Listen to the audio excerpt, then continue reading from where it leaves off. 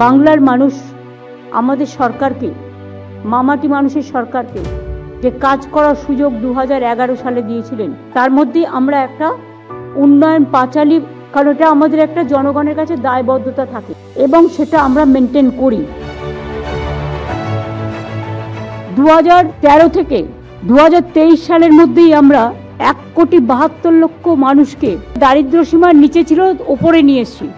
রাজ্যে শিল্প কর্মসংস্থানের সাফল্য, 14 বছরে রাজ্যে 2 কোটি লোকেরও বেশি কর্মসংস্থান হয়েছে। সারা দেশে আমরা বেকারত্বের স্থান 40% কমিয়েছি। অর্থনৈতিক করিডোর 6টি হচ্ছে, এর মধ্যে 2 লক্ষ কোটি টাকার বেশি বিনিয়োগের সম্ভাবনা হয়েছে। এখানে 1 লক্ষ কর্মসংস্থান আরও তৈরি হবে।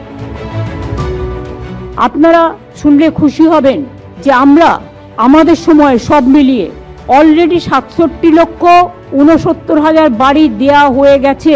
এটা প্রায় 1 কোটির কাছাকাছি হয়ে যাবে। আমি এর জন্য গর্বিত।